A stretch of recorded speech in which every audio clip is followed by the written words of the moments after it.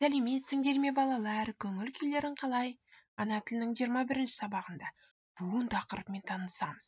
Яғни өткен сабақта біз сендермен буынды өттік. Енді бүгін қалай дұрыс буынға бөлу керек екенін өтеміз, балалар? Жақсы, біз саяхат тарауындамыз. Барлық оқушы біледі, бүгін қай қалаға саяхатқа шығады екенбіз, қай қала туралы өтеді екенбіз, балалар? Қарай қойыңдар, қане суреттен қарап, кім таныды? Бұл қай қала? Жақсы, дұрыс айтасыңдар, балалар. Бұл еліміздің ең үлкен астана қаласы. Бұрынғы біздің астанамыз болған Алматы қаласы. Балалар, өте жақсы. Енді алғашқы тапсырмада бізде осы Алматының метросына байланысты мәтін берілген екен. Ал қане, осы мәтінді түсініп оқып шығайық. Алматы метросы. Алматы метросы жаңа метролардың бірі. Әлемнің барлық метро бекеттері бір-біріне ұқсайды. Ал Алматы метросының бекеттері өзгеше. Ол 9 бекеттен тұрады. Мұндағы Мәскеу бекеті екі елдің достық белгісі дейді. Балалар, қараңдар, мәтін не туралы? Дұрыс айтасыңдар. Метро туралы. Алматы қаласында орналасқан метро туралы, Метроның неше бекеті бар екен? Дұрыс, өте жақсы. Жарайсыңдар, осы метрода отырып көрген бала бар ма? Алматыға барып. Жақсы, өте жақсы. Ал Алматы қаласында оқитын, Алматы қаласында тұратын біздің оқушылар бар ма екен? Жақсы, жаза қойыңдар, комментарийге жазып қойыңдар, біз біліп отырайық, балалар? Өте жақсы. Енді екінші жаттығуда, балалар, қараңдаршы, бізге мынандай қызық өлең берілген екен. Бұл жердегі өлеңнің мағынасында Алматыда, яғни тұратын бала айтып жатқан секілді. Қанекей оқиықшы. Алматыда мекенім, мұны мақтан етемін.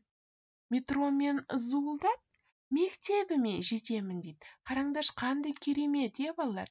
Метроға отырып, өзінің мектебіне барады екен. Жақсы, оны мақтанышпен, қуанышпен айтып тұр, балалар? Өте жақсы. Қуануға тұрарлық нәрсе. Жарайсыңдар. Жақсы, енді балалар, Алматы, метро, мекен сөздеріндегі неше буын бар екен, яғни бұл сөздерде неше буын бар екенін анықтап көрейікші. Ол үшін ережені еске түсірейік. Сөз, балалар, буынға бөлінеді. Осы кез келген сөзде қанша дауысты дыбыс болса, сонша буын болады. Мысалы, ер сөзінде бір дауысты дыбыс, онда бір буын. Ер.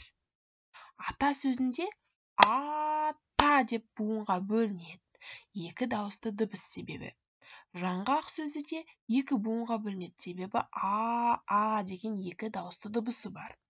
Жұмысшы сөзі үш буынға бөлінеді, себебі о деген дауысты дыбыстары бар екен, балалар?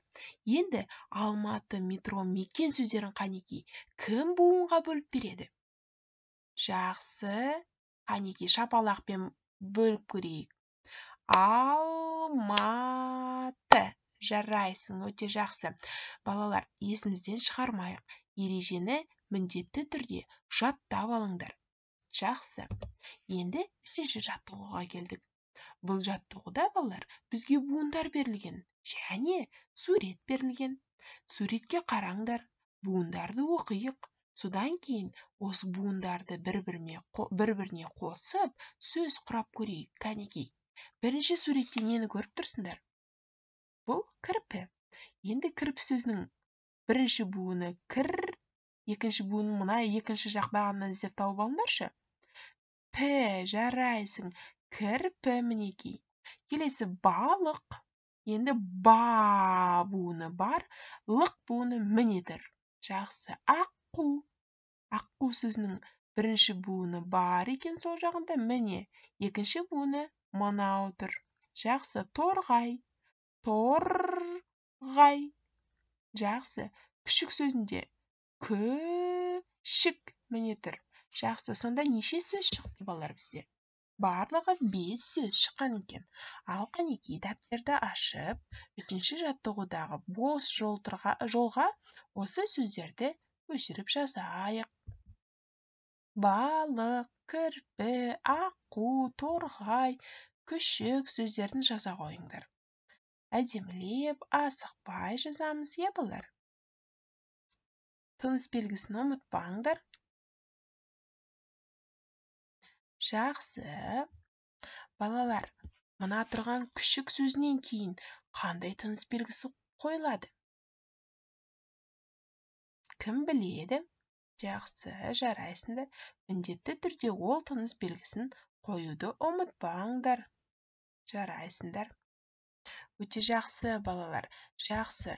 Енді осымен сабағымызды аяқтайық. Келесі сабақта міндетті түрде ережеден бастаймыз. Яғни үйде ережені жаттап алыңдар.